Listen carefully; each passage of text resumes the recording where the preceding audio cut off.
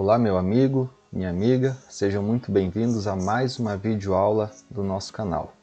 Eu sou Douglas Araújo, médico endocrinologista, e o tema da aula de hoje é hipogonadismo masculino de início tardio.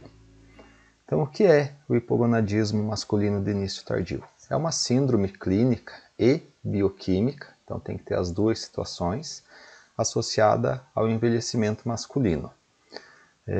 Ela é composta por alguns sintomas que são característicos, mais níveis de testosterona repetidamente abaixo da referência para adultos jovens.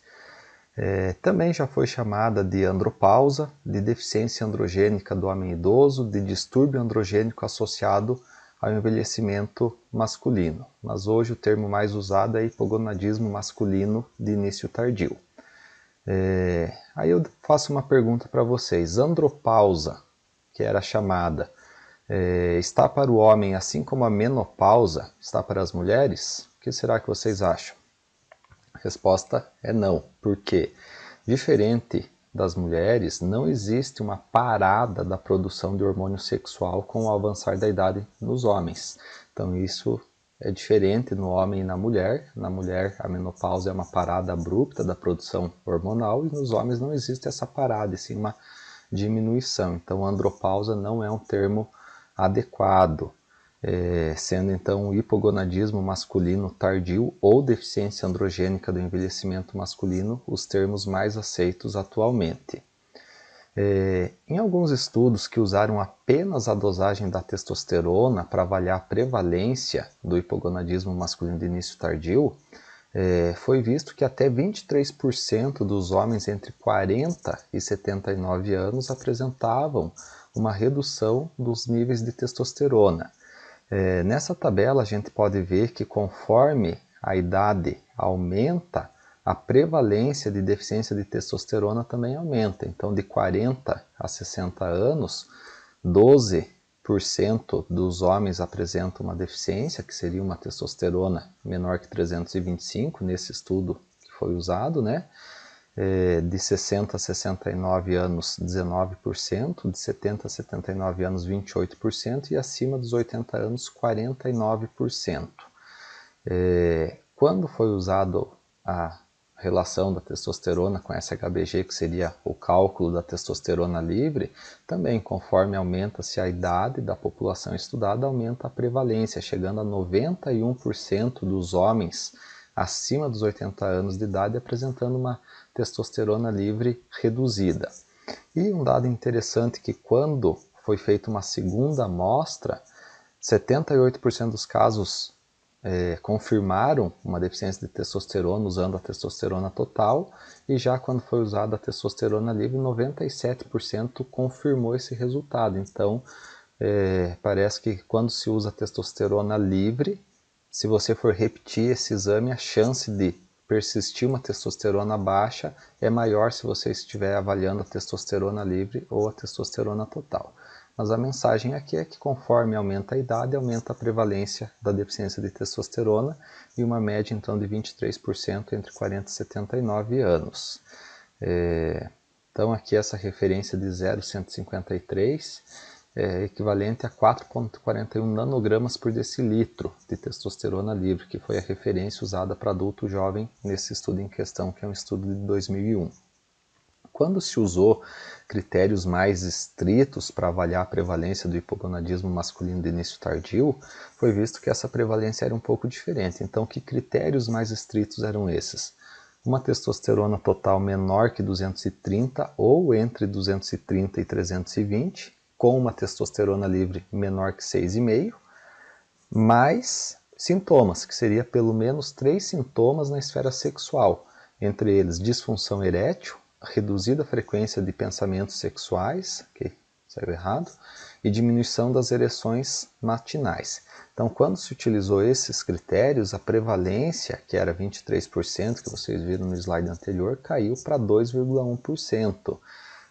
Então, aqui a gente já tira a primeira lição, que só usar um valor de testosterona reduzido para dar o diagnóstico de hipogonadismo masculino, você vai acabar fazendo um excesso de diagnóstico talvez em homens que nem apresentem sintomas relacionados, e aí é questionável o tratamento nessa condição. Então, quando você usou um critério mais estrito, a prevalência foi bem menor. A nossa testosterona total, eu digo do homem, né, ela se encontra no plasma em 3 formas. A primeira, a maior parte, cerca de 60%, está ligada à globulina carreadora de hormônios sexuais, a SHBG. Cerca de 38% está ligada à albumina e de 0,5 a 2% é a testosterona livre. A testosterona que está ligada à albumina, essa ligação com a albumina é muito fraca. Então ela se desliga facilmente da albumina e fica livre para se ligar aos receptores androgênicos. Então essa soma da testosterona ligada à albumina com a livre também é chamada de testosterona biodisponível, que seria aquela que está disponível para interagir com o receptor androgênico. No envelhecimento, algumas coisas vão ocorrer. Primeiro que a SHBG aumenta. Então, se a SHBG aumenta, consequentemente, a testosterona livre ou a biodisponível diminui. Além disso, a testosterona total cai 1% ao ano a partir dos 40 anos de idade, e se a pessoa apresenta alguma doença como obesidade, se for tabagista ou tiver diabetes, a testosterona chega a cair de 2 a 3% ao ano a partir dos 40 anos de idade. Portanto, fisiologicamente a testosterona total e a livre são mais baixas no idoso. Por isso que a gente tem que cuidar para não dar um diagnóstico baseado só na dosagem de testosterona, porque ela fisiologicamente vai ser mais baixa no homem idoso. Além disso, o eixo hipotálamo hipofisário se adapta a menores níveis de testosterona com o envelhecimento, mantendo um LH normal. Então, numa situação diferente, num homem jovem, se a testosterona se abaixa, consequentemente o LH vai subir para tentar compensar essa situação. Já no hipogonadismo associado ao envelhecimento masculino, isso não acontece. Existe uma condição que foi recentemente descrita, que é a chamada hipogonadismo compensado ou subclínico, onde você encontra um LH aumentado com testosterona normal, baixa e pouco ou nenhum sintoma. Então é como se fosse uma compensação, que o LH aumenta para fazer essa testosterona subir um pouquinho e manter o homem sem sintomas. Então como que é feito o diagnóstico do hipogonadismo masculino de início tardio? Primeiro, o homem tem que ter sinais e sintomas característicos. Segundo, tem que ter uma redução da testosterona total e ou da testosterona livre em mais de uma ocasião. Presta atenção, em mais de uma ocasião, na ausência de doenças graves.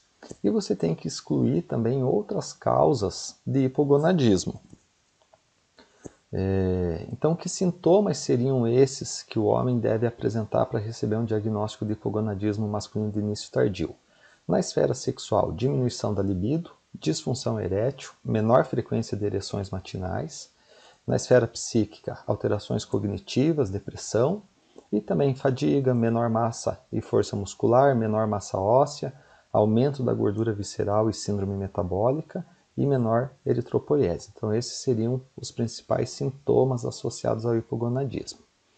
Quando a gente vai observar os níveis de testosterona e correlacionar com a sintomatologia apresentada, é visto que existe uma certa hierarquia de sintomas conforme a testosterona começa a baixar. Então, quando a testosterona chega por volta de 432 nanogramas por decilitro, o homem já pode apresentar perda da libido e perda de vigor. Se baixar para níveis de 345, isso já pode estar associado a ganho de peso. Se baixar para 288, aumenta a sintomatologia, então com depressão, alteração de sono, distúrbio de memória, diabetes mellitus tipo 2. E quando chega ao nível de 230 ou menos, o homem pode inclusive apresentar fogachos e disfunção erétil. O diagnóstico clínico é difícil porque, primeiro, que os sintomas são inespecíficos. Uma série de doenças podem causar estes sintomas.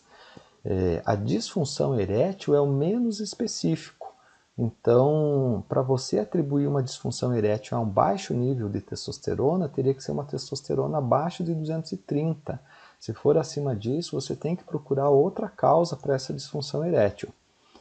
O limiar de testosterona para sintomas é individual, ou seja, pode ser que um homem com um nível de 350 tenha muitos sintomas e outro homem não tenha sintoma algum com o mesmo nível de testosterona. Isso acontece por causa de polimorfismos do receptor androgênico, ou seja, a sensibilidade desse receptor é diferente. Então, talvez em algum homem um nível mais baixo, se esse receptor for mais sensível, acaba que o homem não apresenta nenhum sintomas. Então, existem homens que mesmo com testosterona baixíssimas não apresentam sintomas algum. No exame físico, você vai encontrar um hábito hipogonádico, que seria o quê? Primeiro, um homem com menor massa e força muscular, um aumento do percentual de gordura com distribuição central, então um aumento maior de gordura na região central, com aumento da circunferência abdominal, redução de pelos corporais, axilares e faciais, pelos pubianos com distribuição ginecoide, testículos atrofiados, pequenos, e ginecomastia, aumento aí da glândula mamária. Os mais importantes e mais vistos na prática são redução de massa muscular e aumento de gordura abdominal. Com relação ao diagnóstico laboratorial, então, considera-se que uma testosterona total maior que 350 é normal. Uma testosterona menor que 200 seria diagnóstico de hipogonadismo. E se você tem uma testosterona entre 200 e 350, seria um valor considerado controverso, duvidoso, e deveria ser repetida então a dosagem com pelo menos um mês de intervalo. Quando você usa a testosterona livre, calculada, se ela estiver acima de 6,5 é considerado normal e abaixo de 6,5 é considerado deficiência. A coleta da testosterona, tanto para a análise da total quanto da livre, deve ser entre as 7 horas e 11 horas da manhã, devido a um pico circadiano que ocorre nesse horário, e óbvio na ausência de doenças agudas, porque doenças agudas podem causar uma redução dos níveis de testosterona. Na segunda dosagem que você vai fazer para confirmar, ou nos casos aqui que der entre 200 e 350, você vai considerar a testosterona livre se a total não corresponder à sintomatologia. Então, por exemplo, se você tem um homem com uma testosterona de 300, mas muito sintomático, e você faz a testosterona livre e dá abaixo de 6,5, você vai considerar que esse homem tem um hipogonadismo. Ou seja, você considera o pior resultado da testosterona, seja a total ou a livre. Algumas situações têm que ser enfatizadas que causam alterações na SHBG. Se causa alteração na SHBG, consequentemente vai alterar os níveis de testosterona livre. Então, situações que aumentam a SHBG: doença hepática, hipertireoidismo, uso de anticonvulsivantes, anorexia, estresse prolongado e deficiência de GH, são as mais comuns, e que diminuem a SHBG, então, consequentemente, aumentam a testosterona livre, obesidade, acromegalia, hipotireoidismo, repetido aqui, acromegalia, síndrome nefrótica e corticoterapia. Então, se você tem uma condição que aumenta a SHBG, consequentemente você vai ter uma testosterona livre menor, e o contrário é verdadeiro. Se você tem menos SHBG, vai sobrar mais testosterona livre. Então, a testosterona livre, o detalhe que tem que ser focado aqui é que os ensaios imunoenzimáticos não devem ser usados, eles não apresentam boa especificidade. Então, o melhor método é diálise por equilíbrio, que seria o método padrão ouro, porém essa metodologia é pouco disponível. Então, o que é feito é o cálculo da testosterona livre, que tem uma correlação muito boa com a dosagem por diálise por equilíbrio, que é o padrão ouro, e esse cálculo é feito a partir da testosterona total, da SHBG e da albumina. Então aqui, só para mostrar como que é feito esse cálculo, sabendo que a concentração de testosterona vai ser a livre, mais a testosterona ligada à albumina, mais a testosterona ligada à SHBG, você consegue, a partir dos valores de albumina e de SHBG, fazer o cálculo. Um cálculo bastante simples, aí vocês podem ver num exemplo onde a SHBG estava em 40, e a testosterona total de 288, e aqui foi considerado uma albumina de 4,3, e aí você desenvolve o cálculo, bastante simples, chega a uma testosterona livre de 5,02. Caso você não seja tão bom em matemática, você também pode acessar esse site, que é isan.ch/freetesto.htm, e ali você vai conseguir jogar os valores de albumina, de SHBG e de testosterona e dar um calcular que ele vai te dar o resultado então da testosterona livre. Muito fácil aqui, 5,02 nanogramas por decilitro. Muito mais fácil do que ficar fazendo aquele cálculo quilométrico e bastante complexo. Então, como que nós vamos fazer o diagnóstico do hipogonadismo masculino de início tardio? Se você tem um paciente com condição de risco ou uma suspeita clínica, na ausência de doença aguda, você vai dosar a testosterona total. Se a testosterona total for maior ou igual a 350, você já vai considerar outras causas para a sintomatologia, porque é pouco provável que os sintomas desse homem sejam causados pelo nível de testosterona reduzido. Seria considerado então uma testosterona normal acima de 350. Se der uma testosterona entre 200 e 350, você vai repetir fazendo a testosterona total, e aí você vai solicitar SHBG e albumina para o cálculo da testosterona livre. Nessa segunda avaliação, então, se você tiver uma testosterona livre calculada menor que 6,5 nanogramas por decilitro, isso confirma o diagnóstico de hipogonadismo. Se você solicitar e vier uma testosterona menor que 200, veja, primeiro você vai ter que confirmar, então não é uma dosagem de testosterona abaixo de 200 que confirma diagnóstico. Você vai repetir esse exame e já vai aproveitar e pedir junto a SHBG e a albumina, que aí você já vai calcular também a livre, além da total que você já vai ter dosada. E você já pode pedir alguns exames pensando na etiologia dessa deficiência de testosterona. Então, um LH, uma ferritina, um TSH, uma prolactina, para avaliar causas secundárias de redução de testosterona. Também você já vai pedir, nessa segunda dosagem, exames pensando que você vai começar uma reposição de testosterona. Então, um PSA e um hematócrito, porque caso você vá começar uma reposição, você vai precisar desses parâmetros. Então, depois desses exames, se você tiver um LH baixo, você vai pensar em patologia hipotalâmico ou hipofisária causando a deficiência dessa testosterona. Se você tiver um LH alto, você vai pensar em patologias testiculares, e se você tiver um LH normal, aí sim vai ser o diagnóstico de hipogonadismo tardio. Você vai avaliar se esse paciente apresenta alguma condição reversível para essa redução de testosterona. Se tiver, óbvio que você vai tratar antes de iniciar a reposição de testosterona. E se não houver então contraindicação, não tiver condições reversíveis associadas, aí sim você vai iniciar a terapia de reposição de testosterona ou outras opções caso o paciente queira preservar a fertilidade.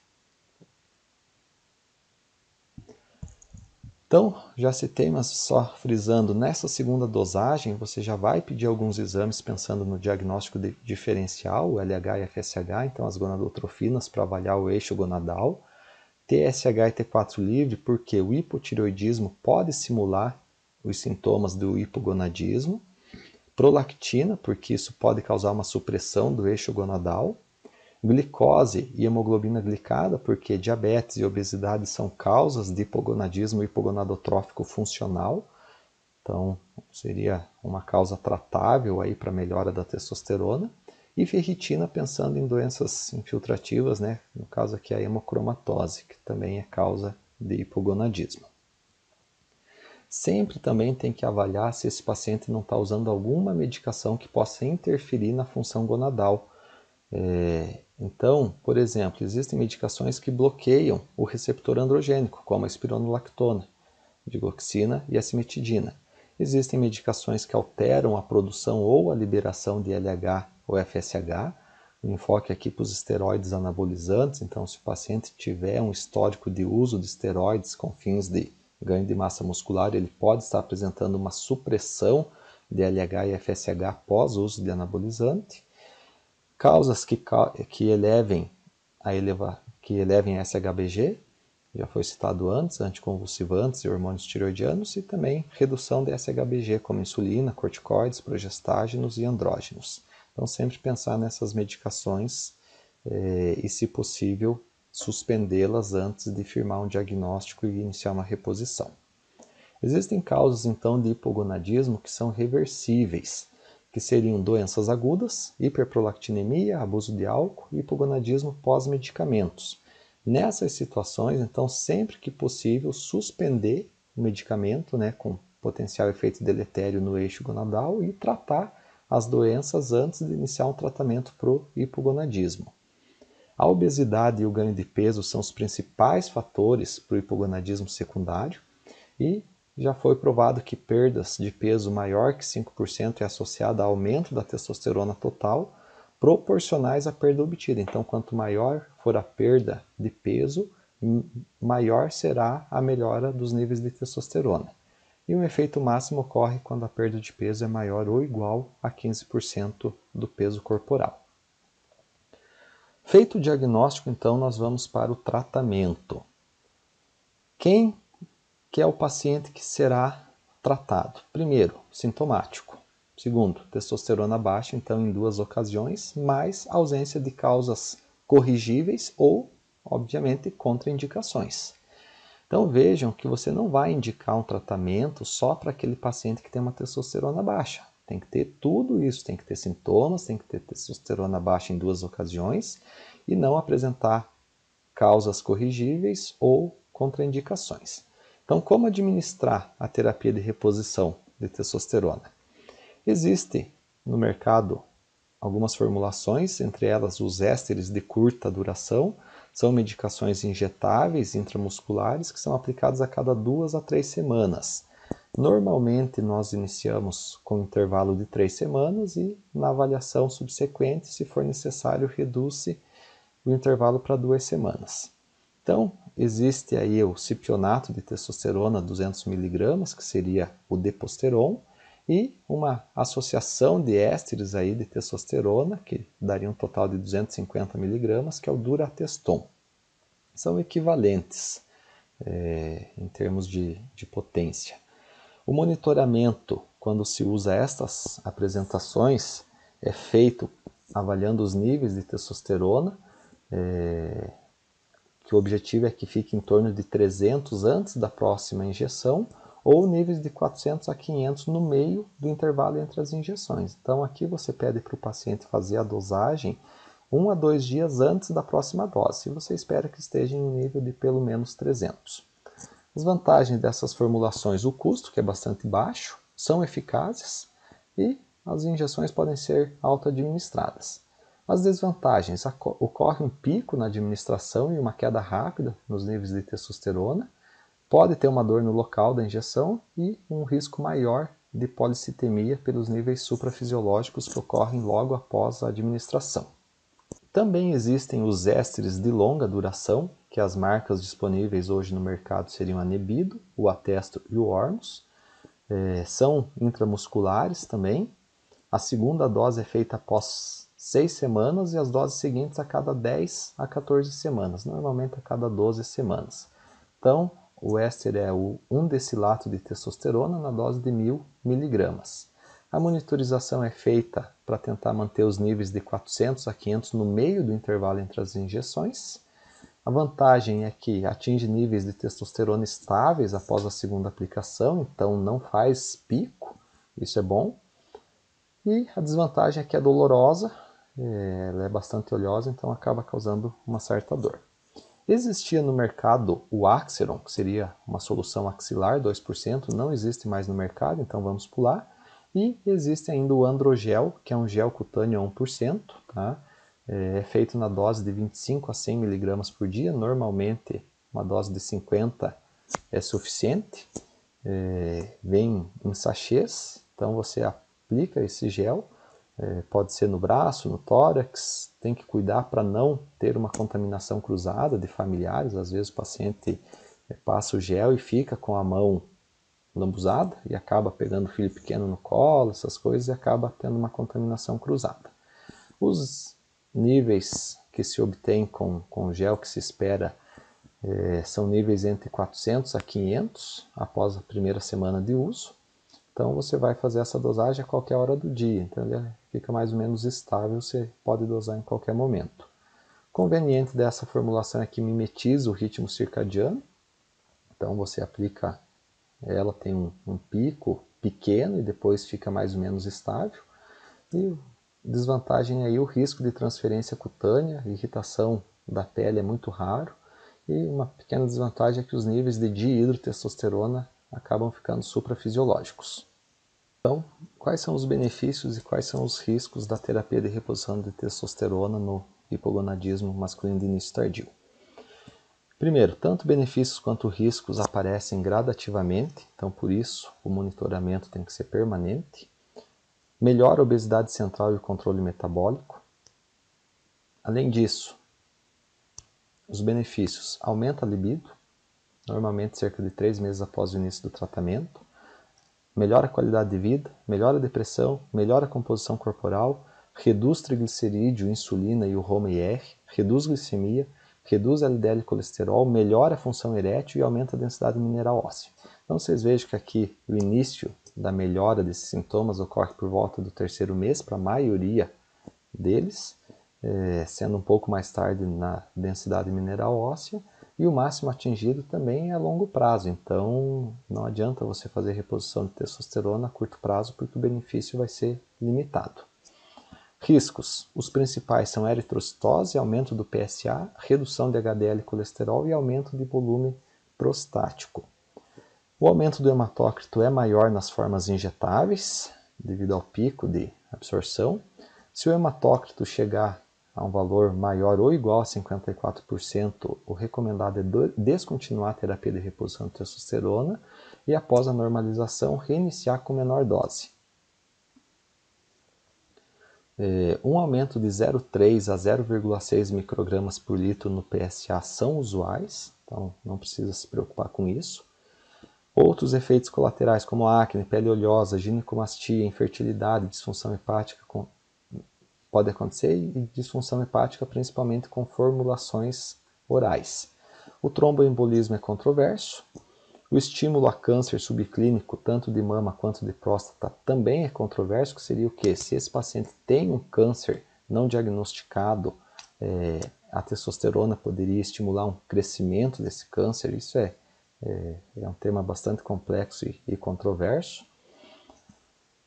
Contraindicações, então, para a terapia de reposição de testosterona. Primeiro, se o homem tem um câncer de próstata confirmado ou um câncer de mama, é óbvio que você não vai indicar.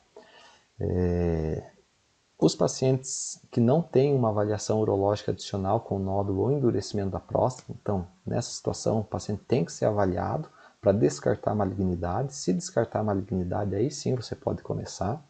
Um PSA maior que 4 também não se recomenda antes de uma investigação detalhada pelo urologista. Um hematócrito maior que 50%. Uma hiperplasia prostática benigna com sinais obstrutivos, uma insuficiência cardíaca congestiva não controlada e a apneia do sono obstrutiva grave não tratada. Se tiver tratada, pode começar com monitorização. Um enfoque especial eu quero dar para a parte de doença cardiovascular e terapia de reposição de testosterona. Muito se discute sobre isso, se terapia de reposição de testosterona aumenta o risco cardiovascular, diminui. Então vamos abordar um pouquinho isso aí. Primeiro, baixos níveis de testosterona são associados com hipertensão, com dislipidemia, com resistência insulínica, com aterosclerose, com aumento de mortalidade geral e também com mortalidade cardiovascular. Mas a grande questão é, será que a baixa testosterona é causa dessas patologias ou consequência de um paciente já muito doente e, consequentemente, apresentando uma disfunção gonádica aí com testosterona baixa? O que se sabe é que existe uma curva em U na associação entre testosterona e mortalidade. Então, níveis muito baixos aumentam a mortalidade, mas níveis muito altos também aumentam a mortalidade. Então, o segredo seria manter numa faixa intermediária que controle os sintomas do paciente para tentar ficar na parte mais baixa ali da curva em U. Tem estudos que mostram um maior risco cardiovascular em homens que usaram terapia de reposição de testosterona sem um diagnóstico cuidadoso de hipogonadismo. Então seria aquele homem que foi lá, dosou uma testosterona, deu baixa e já começou a repor testosterona, sem apresentar uma sintomatologia característica, sem uma confirmação, ou seja, não teve um diagnóstico correto. E aí, nesses casos, houve aumento da mortalidade cardiovascular. Porém, se o indivíduo realmente é hipogonádico, não há maior risco cardiovascular. Então isso tem que ficar claro. Repor testosterona em quem não tem um diagnóstico correto de hipogonadismo aumenta a mortalidade cardiovascular. Por outro lado, se esse diagnóstico for correto e o homem realmente tiver uma deficiência, nesses casos não há problema com relação ao risco cardiovascular. Não é recomendada a terapia de reposição de testosterona nos casos de insuficiência cardíaca descompensada, nos casos de história de infarto ou revascularização nos últimos 6 meses. Instituído então o tratamento, você vai monitorar esse tratamento. Como? Clinicamente, avaliando o bem-estar, libido, atividade sexual, laboratorialmente com dosagem de testosterona total, SHBG e albumina. Você vai avaliar também o hematócrito, o PSA, com 3, 6 e 12 meses no primeiro ano e depois 2 vezes por ano. O toque retal deve ser feito uma vez ao ano, ou se sintomas ou aumento do PSA, e a densitometria óssea a cada 2 anos. A satisfação clínica normalmente ocorre com níveis de testosterona entre 400 e 500 nanogramas por decilitro, e níveis mais altos não são necessários, porque aumenta a incidência de efeitos colaterais, como aumento do hematócrito e aumento de risco cardiovascular. Essa avaliação, então, já foi citada, deve ser feita com 3, 6 e 12 meses após o início e depois anualmente. Então, conclusão aí da nossa aula. Primeiro, o diagnóstico de hipogonadismo tardio deve ser criterioso, não basta só uma dosagem de testosterona. Cuidado com condições associadas, será que esse paciente não está apresentando uma testosterona baixa como consequência de outras doenças? O tratamento deve ser mantido em níveis fisiológicos, nunca tentar níveis muito elevados, porque aumenta a incidência de efeitos colaterais, e a monitorização desse paciente vai ser permanente. Muito obrigado pela atenção. Caso você tenha alguma dúvida, mande aí para a gente nos comentários, que será um prazer respondê-la.